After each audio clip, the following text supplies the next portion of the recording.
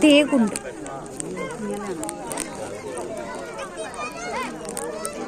देकुंड सारा देकुंड नाम है देहकुंड। इस पूरे गांव का नाम है ऊंचा गांव। श्री कृष्ण भगवान की प्रिय सखी थी ललिता सखी। ये ललिता सखी का गांव है।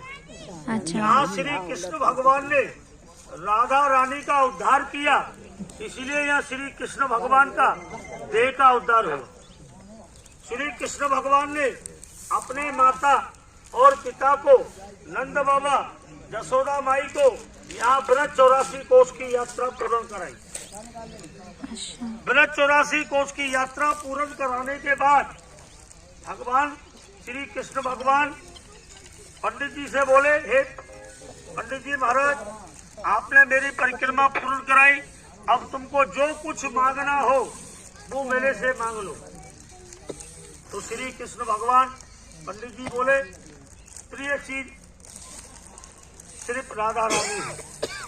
ब्राह्मण बोला, मैं क्या मांगूंगा?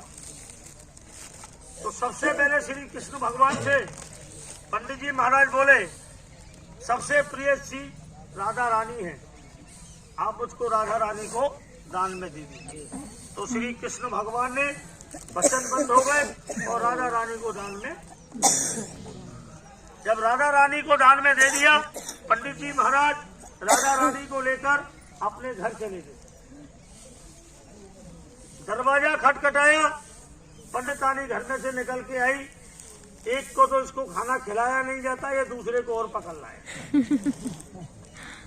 रात भर आपस में झगड़ा हुआ, खाना खिलाया, बिठाया, उठाया, सुलाया, सब कुछ। बोले, आज तक इसने मेरी इतनी सेवा नहीं की जो इसकी सेवा कर रहा है। उसको क्या मालूम ये राधा रानी। श्री कृष्ण भगवान घबरा गए, सभी ब्रह्मांड घबरा गया। ब्रह्मा, विष्णु, महेश सभी लोग अतर बतर हो गए। आए जब भगवान, हे भगवान श्री, तुमने ये क्या किया? बोले, मैं क्या करूं, मैं वचनबद्ध हो गया। उसने, मैंने बोल दिया जो प्रिय चीज तुमको मांगना है मांग लो। उन्होंने राधा रानी मांग ली, मैंने दी। तो आप जाओ और राधा रानी को वापस लेके आओ, नहीं तो आप लोगों का ये अधिकार नहीं चलेगा। क्योंकि राधा तू बड़ भागी, कौन तपस्या की और 3 लोग तारण करन, दो तेरे आदमी। राधा के बिना श्री कृष्ण भगवान आधा है। हमारे आपके घर में कितनी भी बहू बेटियां हो, कितनी भी कुछ भी हो, जो चीज आप अपनी पत्नी से मंगा सकते हो वो चीज बहू से नहीं मंगा सकते। सबसे पहले आपस में दौरानी जेठानियों में ही झगड़ा रहता है। वो कहते हैं वो तेरी ये बड़ी वाली बहू है, वो बड़ी बहू को बोल छोटी बहू को लाएगी। पेंसिल तो बड़ी बहू खाती है, छोटी बहू थोड़ी नहीं खाती है पेंसिल। पेंसिल तो बड़ी बहू लेती है, वही चाय लाएगी, वही खाना लाएगी। इस तरह की बहुत सी बातें होती हैं घर घर में, वो चालू हो जाती हैं। किसी का बच्चा रो रहा है, किसी का कुछ हो रहा है, तो 1 घंटे में, आधा घंटे में चाय नाश्ता आता है। वही झगड़ा आपस में घर घर में हो जाता है। तो श्री कृष्ण भगवान ने ब्राह्मण के दरवाजे पर जाकर बोले, हे पंडित जी महाराज, जो आपने मांगा मैंने आपको दिया, अब मैं आपसे जो मांग रहा हूँ आप मेरे को, मेरी राधा रानी को वापस कर दो। जो आपको मांगना है मैं आपको दे दूंगा। तो श्री कृष्ण भगवान पंडित जी महाराज दोनों में आपस में बातचीत हुई। पंडित जी महाराज अपनी पंडितानी के पास गए, बोले, भगवान ये कह रहे, जो तेरे को जो कुछ भी मांगना हो वो ले लो। घर, मकान, दुकान, जगह जायदाद, सोना चांदी, हीरा जवाहरात, जो तेरे को मांगना है। तो पंडितानी, ब्राह्मण तो बाबा लोभी होते ही है, पंडितानी उससे भी ज्यादा लोभी थी। पंडितानी बोली, ऐसा कर, काम में ऐसा सोना सबसे बड़ा कीमती सोना होता है, सोना होता है, सोना होता है। तो भगवान ने, पंडितानी ने बोला, सबसे बड़ा सोना होता है, सोना मांग ले, हमारा जिंदगी कट जाएगी, हमको कुछ काम करने की जरूरत नहीं पड़ेगी। तो यहाँ तोलकर राधा रानी श्री कृष्ण भगवान मंजूर हो गए। राधा रानी को तोलकर ब्राह्मण को सोना दान किया। अच्छा। एक तराजू में राधा रानी बैठी, एक तराजू में सोना चांदी बैठा, फिर भी पूरा नहीं पड़ा। तो श्री कृष्ण भगवान यहाँ मोर का रूप धारण कर आए और वो मोर का रूप धारण करके उन्होंने अपना माथा नीचे टेका, जब जाके वो बराबर सोना। एक महत्तम तो ये है। दूसरा महत्तम ये है, यहाँ इस नाव नौका में राधा रानी समुद्र में कमल के फूल पर बैठकर इसमें समाई थी, अपना देह उन्होंने यहाँ नमाया। अच्छा। जितने भी सभी कीड़े मकोड़े, हाथी घोड़ा पालकी, जितने भी जो भी कुछ था, सबको लेकर एक कमल के फूल में बैठकर यहाँ पर देह उन्होंने त्याग दिया था। अच्छा। इसलिए इसका नाम देह कुंड है। अच्छा।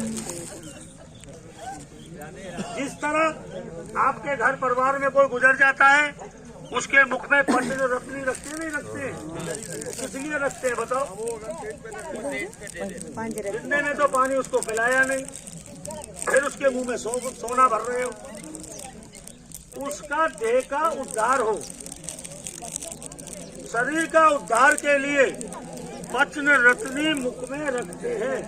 जो पचन रत्नी नहीं रखते हैं उनकी आत्माएं भटकती हैं, उनकी आत्माएं भटकती हैं और अपने परिवार के ऊपर कष्ट के रूप में सामने आती है।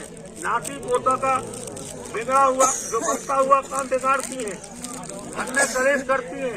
बहुत सी ऐसी बातें मैं नहीं बताऊंगा, ऐसी ऐसी बातें वो हो जाती हैं। कोई गया जाता है, कोई इलाहाबाद जाता है पिंड करने के लिए। जो पचन रत्नी उनके मुख में गेर दो तो उसके बाद में कोई सी को कहीं भी आत्मा नहीं भटकती। पर पचन रत्नी तो जब गिरेंगे, पहले उनका तजुर्बा का ताला खुल जाए, पहले तो हिस्सा बांट की तैयारी है। पचन रत्नी आदमी भूल जाता है, उनके मुख में गेरना भूल जाता है पचन रत्नी। ये मेरा है, ये मेरा है, ये मेरा है, मेरा भी हिस्सा है। अभी हमारे यहाँ नंदों का भी हिस्सा चालू हो गया, जमीन में जायदाद में बड़े बड़े कलेश हो रहे हैं, बड़े बड़े झगड़े जमात हो रहे हैं। तो इसीलिए यहाँ पर देह का उद्धार करने के लिए यह स्वर्ण दान करना कंपलसरी होता है।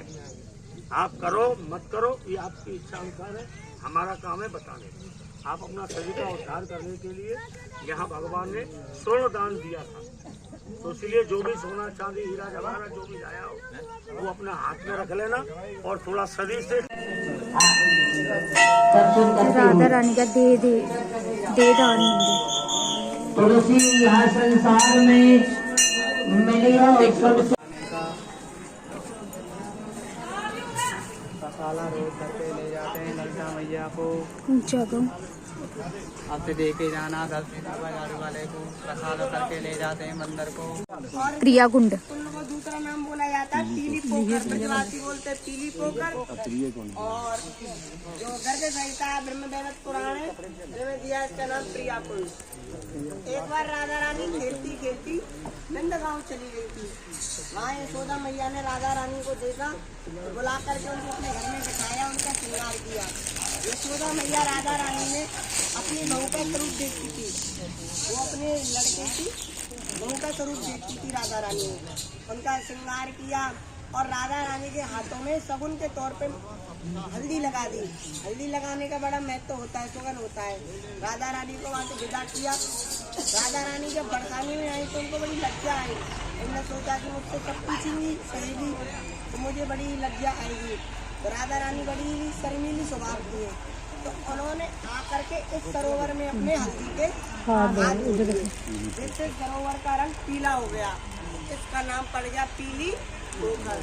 और दूसरा नाम पीली क्या है? पीली गोखर प्रिया कुंड। अगर इस कुंड में आचमन स्नान करते हो तो राधा रानी की भक्ति सहज में ही प्राप्त हो जाती है। राधा रानी के प्रति जो प्रेम है, जो आवेश है, वह व्यक्ति में आने लगता है। आएगा जब तुम्हारी आत्मा निर्मल होगी, मन शुद्ध होगा। एक तो आज एकादशी का दिन, कितनी हुई? कौन सी एकादशी है? रमा एकादशी कब पड़ती है? एकादशी का फिक्स नहीं होता, आगे पीछे होती रहती है। अब अधिक मास पड़ गया तो उसे कार्तिक में आ गया, नहीं तो कार्तिक से पहले आ जाती है। कथा भी ये लिख रखा कार्तिक में, कथा ये लिख रखा कार्तिक में।